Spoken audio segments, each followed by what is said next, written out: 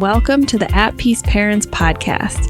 I'm Casey, and I'm here to empower you in your decision-making as a parent of a demand-avoidant child. My goal is to share insights that will generate aha moments and support your connection with your child. I'm a mom of two amazing little boys, one of whom is PDA, and I've worked with hundreds of parents just like you to teach them how to lead their child out of burnout and find the clarity, peace, and sense of community they need.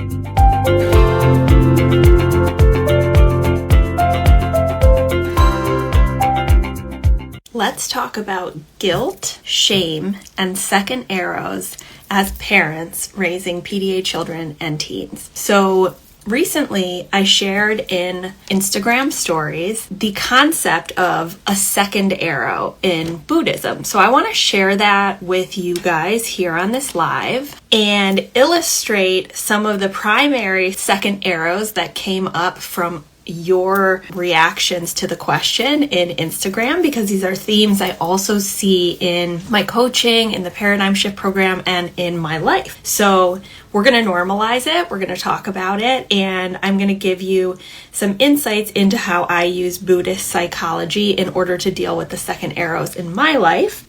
So what do I mean by the second arrow? So let's talk about it. So the first arrow is just the experience of pain that exists in our human lives. And it's particularly acute for many of us because we're raising a child with a nervous system disability whose primary accommodation is our nervous system. So there's going to be a lot of first arrows, especially because not many people understand our children, and there's a lot of potential for pain and suffering, right? So let's do some examples. Let's say your child gets excluded from school and they're feeling sad and upset and it's impacting their self-concept, right? They're like, why can't I be in school? But it's the school who's excluded them. So the first arrow is the pain we feel as parents watching our children suffer, right? But then in comes the second arrow, which is when we make ourselves wrong for what happened and blame ourselves or have guilt because of the way we've reacted, right? So second arrow thoughts might be, this is my fault, I should have advocated harder, there's something I could do to prevent this, I'm not a good mother or father, right? So that's when the suffering comes in, because the second arrow is what we're shooting at ourselves on top of the pain that we're feeling, right? Another example is your teen has reached nervous system burnout, right? And they're hiding in their room most of the time and they don't really want to interact with you. You know, you feel like you don't have an opportunity to support them with connection. They won't let you talk to them. They won't let you go into their room. They're mostly on screens. However, at night when they're in their non-24-hour sleep cycle, they want to climb into bed with you, wake you up throughout the night, and it's when they want to connect, right? So maybe you're exhausted, you've been worried all day because your teen's not leaving their room, they're in burnout, they're not going to school, and so you're emotionally depleted, and you're climbing into bed at 11, maybe 12, and they're still up, and then at 1 a.m, they're coming into the room wanting to connect and snuggle, etc. Okay? So the first arrow is the worry and the pain and watching your child system burnout, which is extremely painful as parents, right? But then in comes the second arrow, because when your teen climbs into bed, you're thinking to yourself, oh, this is the last thing I want to do is be awake and connecting at 1 a.m, 2 a.m. You know, I don't want someone else in my bed. And then you feel really guilty because it's like, well, this is the only time I can connect with them and I should be doing more and I should want to do this, right? So that second arrow is the making yourself wrong and the guilt that comes from your human emotions, thoughts, and your own nervous system reactions by making those wrong about yourself, okay? So that's what I mean by the second arrow. So when I was looking at what you guys responded to the question of like, what is your second arrow? The primary theme that came up was guilt, right? Guilt for the nervous system reactions you had, the emotions you felt, and the thoughts that went through your mind on top of what's going on. So I want to talk about 4 primary sources of guilt.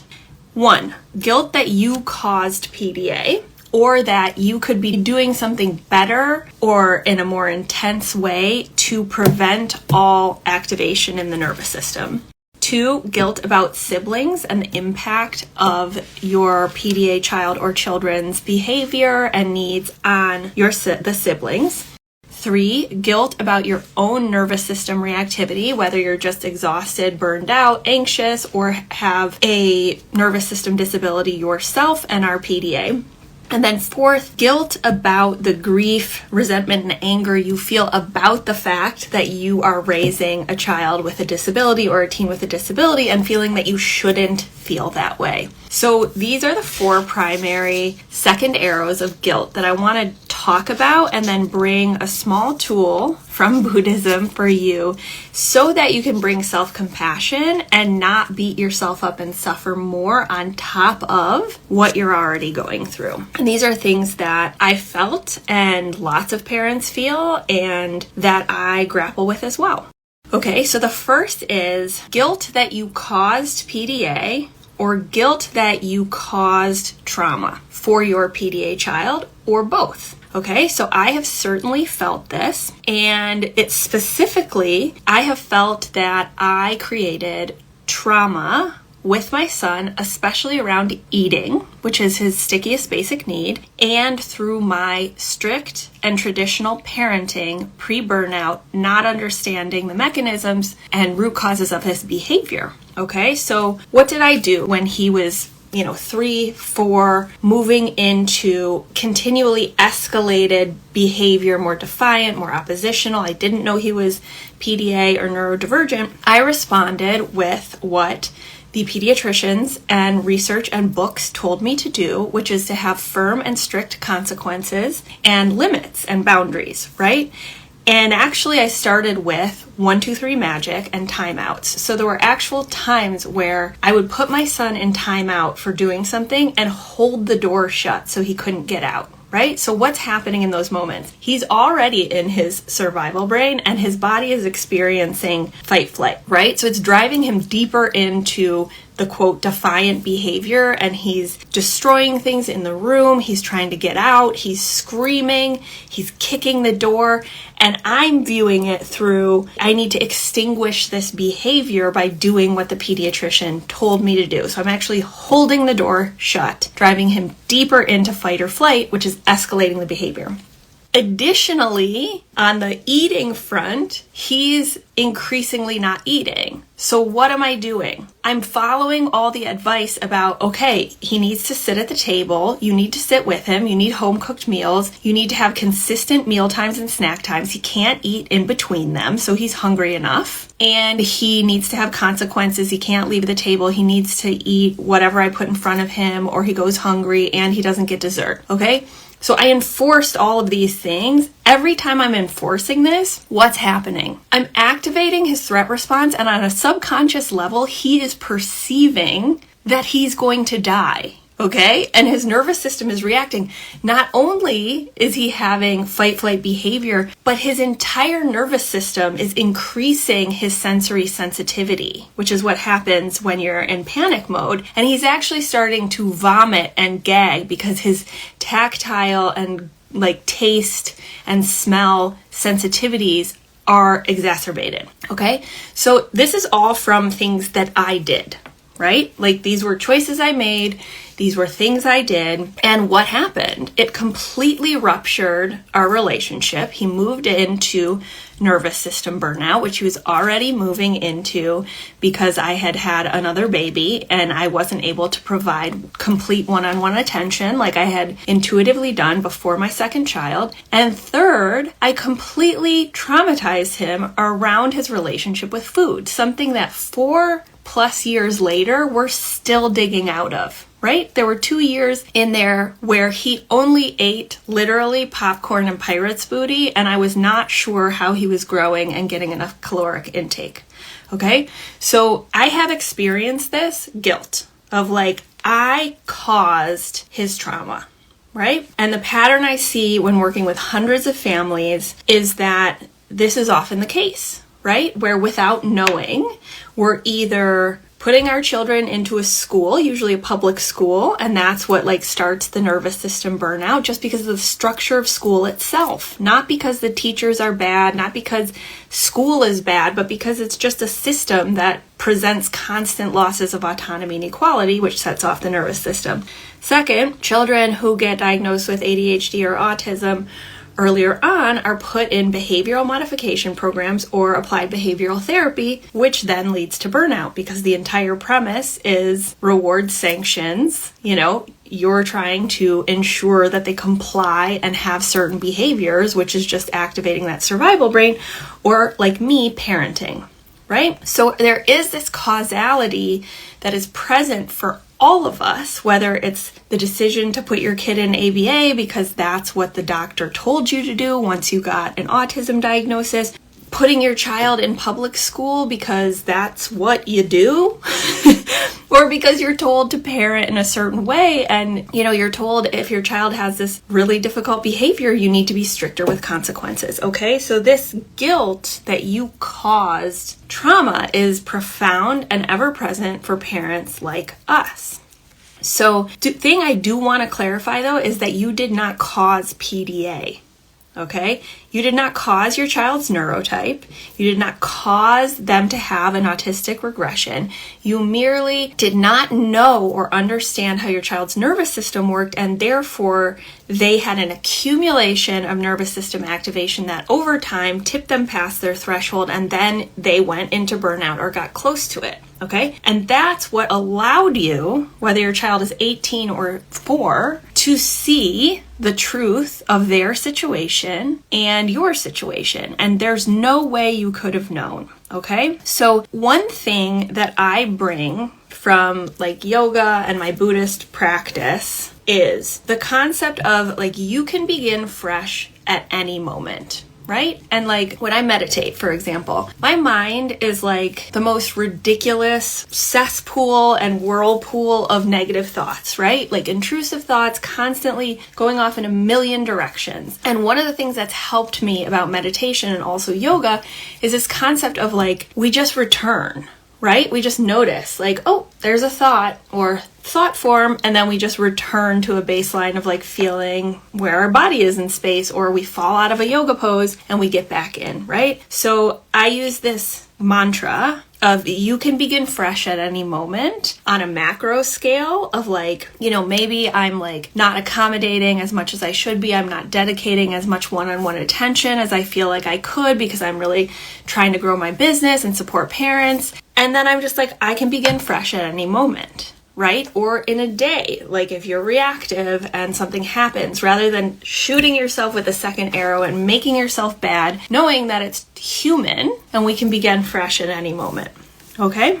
The second source of guilt that came up from you guys, and I understand deeply, is guilt about the impact of raising a PDA child or teen on siblings. Okay, whether this is equalizing or destructive behavior towards the sibling directly, or the amount of time, energy, finances that you must allocate in order to totally accommodate your PDA child or teen as having a nervous system disability, right? So this has certainly been true in my family. This has been a source of guilt and a second arrow for me as well. And feel free to tap the heart if you identify with this, where you feel deeply guilty about the impact on siblings. Okay, so I'm going to tell you guys a little story and the second arrow thought I had when my children were younger. So my older son, my PDA son Cooper, was about 6. And yeah, I see a lot of you guys tapping the hearts because this is a big one, right? And my younger son William was 2. So 6 and 2. This is the heart and in the throes of nervous system burnout. We had just moved to Michigan. I was a full-time caregiver, okay? And I was doing bedtime by myself with both of them. And I was giving them both a bath upstairs, and my husband wasn't home because he was, out doing work that he had to do because he had an intense job. And so I didn't have a choice. I had to get both of them in bed, right? And I remember trying to wrangle them out of the bathtub, and the 2-year-old got out before my PDA son, which we all know immediately activates that nervous system, because it's like, oh, the 2-year-old is above because they're first, right? they get to do something first, so they're like not equal to, and the 2-year-old's above the PDA child, which immediately sets off the threat response and fight flight. And at this time, my son was so close to his threshold all the time, something like that would set him off into violent fight-flight behavior, right? So my 2-year-old has gone into his room, into my PDA son's room, which is another loss of autonomy and making him feel like he's below the 2-year-old because he didn't consent to the 2-year-old going in the room. But he's a toddler, so he's like running around and naked, you know? And so I'm trying to be like, William, can you please go in your room? He's not listening. And my PDA son gets out of the tub completely naked. He falls on the ground, hurts himself, but barrels towards my 2-year-old and like shoves him over, and I'm physically separating them, and both of them are screaming, and I'm like, and it's like a homing device, right? You guys know this. When there's a limit set, the especially young PDA or who's near burnout is gonna like, it's like a magnet. If the limit is don't touch your brother, it's gonna be a fixation on touching your brother. And I remember feeling as a mother, like, how can families survive this? Like, how can everybody stay alive? How can, evolutionarily speaking, families continue on? Like, how do they survive this? And I truly, like, I told my husband when he came home, of course, I was like devastated and distraught and traumatized. Like, I don't understand how families stay alive. Like, how do they do this, right? And that's like at the crux of my work here with you guys, because I was like, I am traumatizing the younger sibling and I can't keep him safe. And I'm a terrible mother. And I was just like shooting myself with these second arrows, right?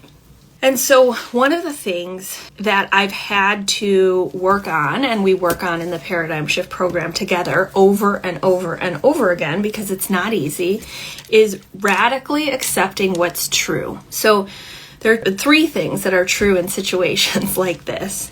1, I have a child with a disability. That's the truth. 2, because I have a child with a disability, it will impact the other child. Even if this was another disability where like the expression of the disability wasn't behavioral and targeting my other child, raising a child with a disability impacts siblings. Full stop, right? Like, and I've thought about this a lot and looked to the other way outside of neurodiversity communities to think about like disability, right? Like when you have a child with a disability, for example, you know, a child in a wheelchair, or if they're deaf or blind or whatever it is, there's going to need to be a lot more accommodations, attention, and support to that child. That's just the way it is, right? And it does impact siblings. But that is not something we can change, right? That's what we're radically accepting here. And when we radically accept that that's true, instead of trying to make it different, right? Like, what should I be doing to make this not happen, right? Whereas we can radically accept this is part of the disability and it will impact the sibling. By radically accepting that constraint, we can actually start to transcend it. Because as soon as we stop trying to change what we can't change, then we can start to create movement and focus on the other areas where we might have more control. Okay, so for my family, one of the things that we had to do was set up structurally how to separate the kids more, right? Like, because I couldn't stop it. Like, I couldn't stop the physical aggression against my 2 kids, against my younger son, who, by the way, 5th birthday today. Feel really excited about that. And for a long time, I was very worried about his trauma. And I remember watching his little body whenever he heard Cooper's voice, or when Cooper would come home from being somewhere else, and I would watch him. Like, I would watch him have a startle reflex. He would go into hypervigilance and he would just completely change his demeanor. And this was another thing that I had to radically accept. And part of my cost-benefit decision making, which is something I teach in the Paradigm Shift program. We have a whole framework for it. Like, I may need to figure out a way to separate these kids because it's not safe, right? And so then we get to the 3rd type of guilt, because the decision we made was actually to set up infrastructure to mostly keep our kids apart, including holidays, including vacations, including weekends. And I do know that some of you, there's different structural constraints for households, right? Some of you are single parents. Some of you have partners who have big jobs and are traveling all the time, and you're a sole caregiver. Your constraint may be different than mine, but the concept is the same. Radically accepting the constraints so that over the long term, we can transcend them. That's the takeaway from Buddhism that I'm sharing on that point. Okay, so third, the separating the kids brings up a lot of grief. It's brought up resentment, it's brought up anger, and it's brought up pain, right? Where it's I'm pissed off that my kids can't have a holiday together. I'm pissed off that, I can't have a Christmas morning with both of my children, and that I can't spend my holidays with my husband. That frickin' sucks, right? So at its core, these are the human emotions that we feel because of the trade-offs that are present with raising a child with a nervous system disability. So this narrative that I think is misguided about if you feel grief about raising a child who's neurodivergent, then you are grieving the living child. That is not my perspective. Why? Because to me, the cost-benefit decision-making and trade-offs you make are part and parcel to accommodating and recognizing that your child has needs. And there's grief there, okay? Let me give you an example. Small trade-offs. My house is always messy.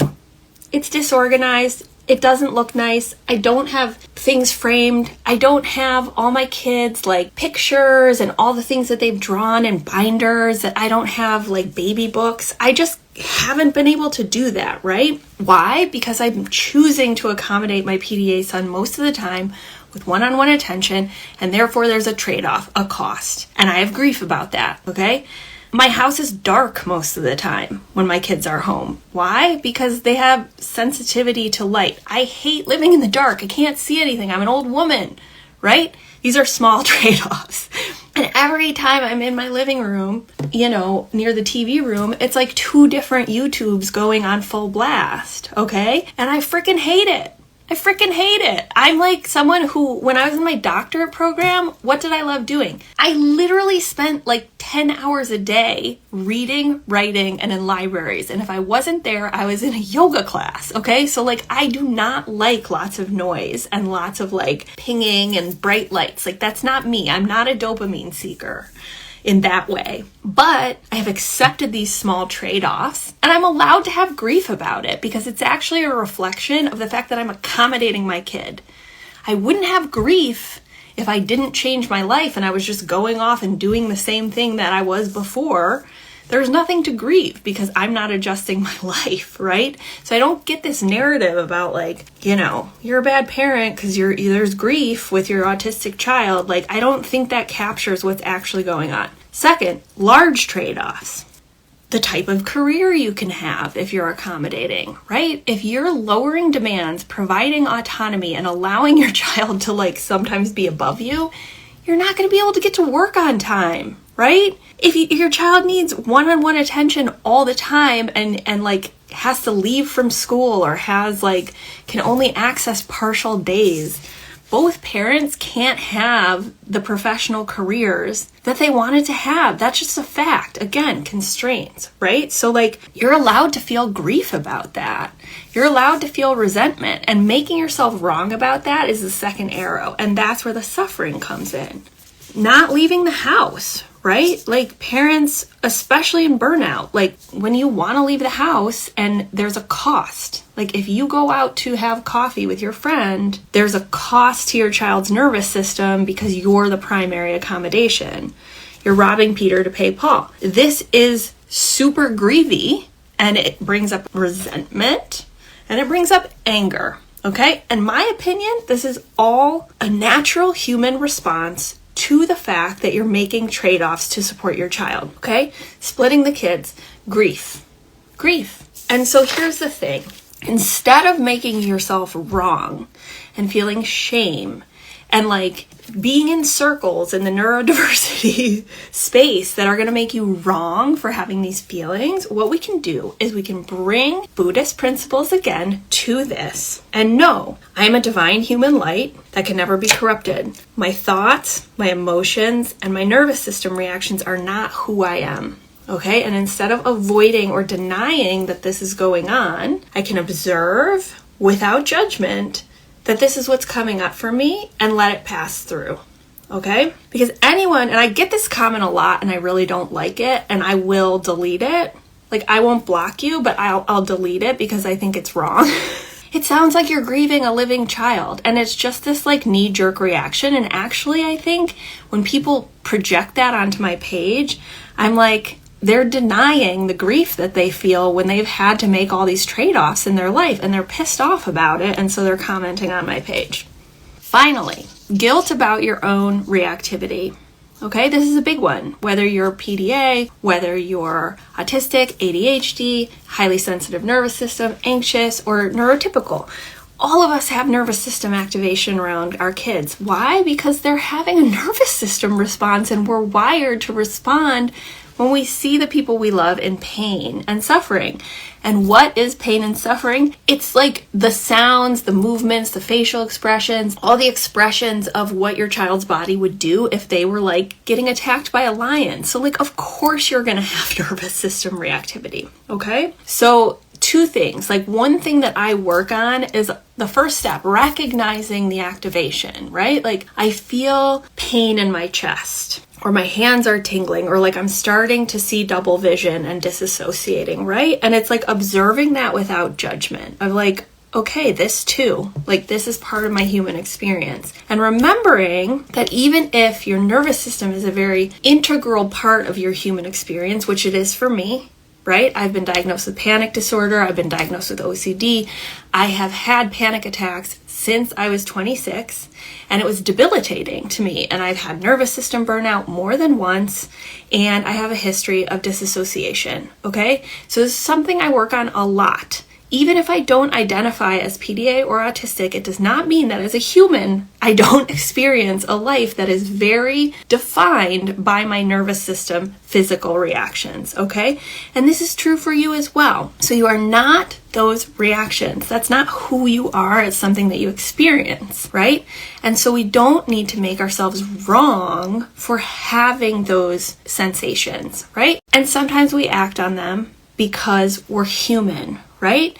And so again, we go back to the other concept of you can begin fresh at any moment. We don't need to shoot ourselves with a second arrow. So that is my coffee with Casey on the guilt, shame, and second arrows that we feel as parents of PDA children and teens. And at least what I hope for you guys is this plants a seed to reduce the unnecessary suffering that comes from making ourselves wrong for our human experience.